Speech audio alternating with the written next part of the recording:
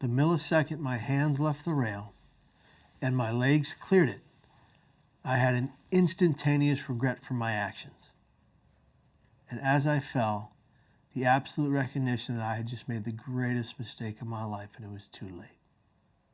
I fell nearly 250 feet, 25 stories, closing in on 80 miles per hour, nearing the speed of terminal velocity in 4 seconds. In those 4 seconds, I said to myself, what have I just done? I don't want to die. God, please save me. And then I hit the water. On a crisp September morning in 2000, 19-year-old Kevin Hines stood on the edge of the Golden Gate Bridge. To passing strangers, he may have looked like just another tourist. But inside, he was drowning. Welcome to Real Story Files, where the truth is stranger than fiction. Today, we're diving into one of the most unbelievable survival stories ever recorded. Let's get into it. Kevin was battling bipolar disorder, and that day, his pain became unbearable. He believed his life no longer had value. He thought the world would be better off without him.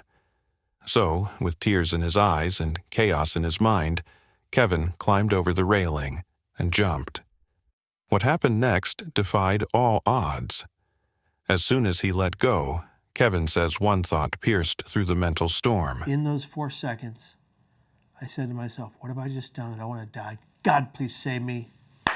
And then I hit the water.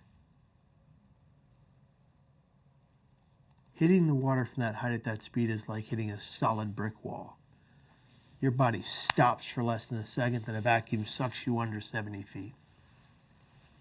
Plummeting 220 feet at over 75 miles per hour toward the icy waters below. In just 4 seconds, he slammed into the surface of the San Francisco Bay. The impact shattered his body. His T12, L1, and L2 vertebrae were compressed like an accordion. One of them splintered into shards that nearly severed his spinal cord. He couldn't feel his legs, he couldn't breathe, and he was now slowly sinking beneath the surface. But Kevin didn't die. He fought his way to the surface, lungs screaming for air, arms barely moving. He was in excruciating pain. Every breath felt like fire. He started to drown, and then something strange happened. He felt something bump him from below, then again and again. At first, he feared it was a shark circling for the kill, but it wasn't. Witnesses and rescuers believe it was a sea lion, nudging him gently, keeping him afloat, preventing him from going under again. Whether it was instinct, luck, or fate, this wild animal circled Kevin as if protecting him. Walk out to the bridge and he says, show me where. And I showed him the exact light rail like it happened the day before. We hold the flower over the rail. My father grabs my left hand with his right. We say an Our Father. And he says, drop the flower. And I dropped the flower, and it wafted down, and it hit the water and made the tiniest ripple effects. And 2 feet to the right, popped up a sea lion. It was arguably the most beautiful moment I've ever had with my dad, besides him being the best man at my wedding. Kevin was pulled from the water, broken but alive. Doctors told him that only 1% of people survive the jump from the Golden Gate Bridge. The majority die on impact. Of those who survive the fall, most drown or die of internal injuries before help can arrive. Kevin had beaten all the odds. But the true miracle wasn't just that he survived, it was what he did next. I told myself the greatest lie any of us have ever told. Absolutely no one cares. After I said nobody cares, I walked back toward the traffic railing, and the auditory hallucination in my head beckoned. Jump now. Kevin began to heal, not just physically but emotionally. He committed to intensive therapy, treatment, and a mission. He realized that in the moment he jumped, all he wanted was a second chance, and now that he had it, he would do everything he could to make it count. Today, Kevin Hines is a world-renowned mental health advocate, author, and public speaker.